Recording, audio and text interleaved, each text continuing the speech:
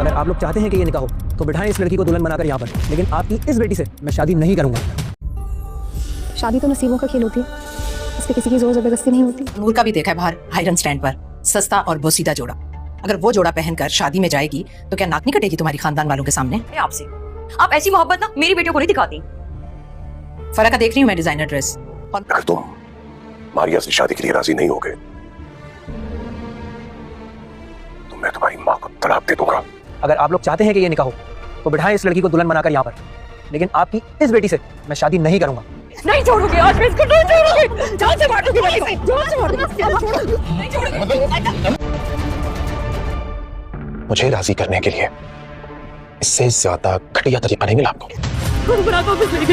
यही है फसाद की जड़। मेरा कोई कसूर नहीं, ये जहाँ होंगे वहाँ फसाद नहीं होगा तो क्या होगा?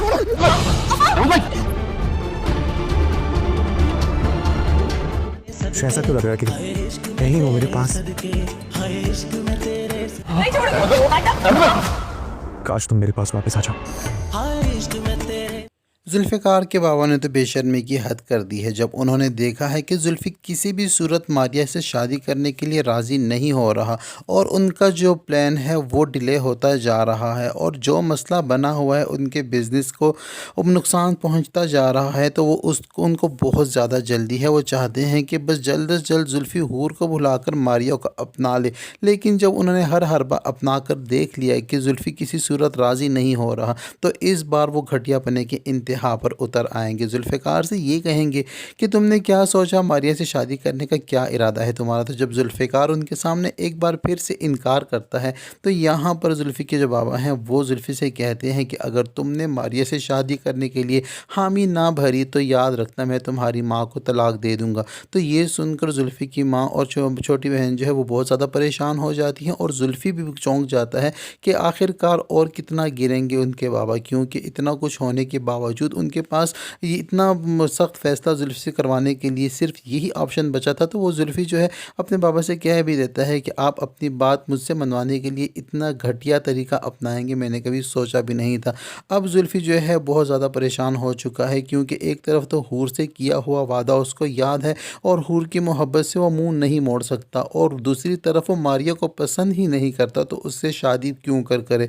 लेकिन ये बातें जुल्फ़ी के बाबा को समझ आने वाली नहीं है। उनके तो आंखों पर जैसे पट्टी बंधी हुई है और दौलत कमाने का एक नशा सा सवार है उनके सर पे, और वो चाहते हैं कि उनके आगे रिश्तों की कोई भी अहमियत नहीं है, कोई भी एहसास, कोई भी जज्बात रिश्तों को लेकर नहीं है। बस उनका जो क्रेज़ है वो दौलत कमाना ही है। तो जुल्फ़ी भी अपने बाबा के नेचर को जानता है। जुल्फ़ी बहुत ज़्यादा परेशान हो चुका है कि अब आखिर वो फैसला करे तो क्या करे। उधर दूसरी जानिब महविश की बारात आ जाती है और महविश की बारात जो आती है तो दूल्हा साहब जो हैं वो देखते हैं कि जिस लड़की की तस्वीर उनको दिखाई गई थी रिश्ता करते वक्त, दुल्हन तो वो नहीं है बल्कि दुल्हन तो कोई और लड़की है। तो जब उसका सामना होता है नूर से और नूर को देखकर वो चौंक जाता है कि नूर कितनी प्यारी है और महविश तो उसके आगे कुछ ख़ास नहीं है। तो यहाँ पर दूल्हा जो है वो शादी से इनकार कर देता है और ये कह देता है सबके सामने कि आप लोगों ने हमें धोखा दिया है, आपने तस्वीर किसी और की बताई है और शादी किसी और से करवा रहे हैं, लिहाजा मैं ये बारात वापस लेके जाऊंगा और ये निकाह नहीं होगा। और अगर आप लोग चाहते हैं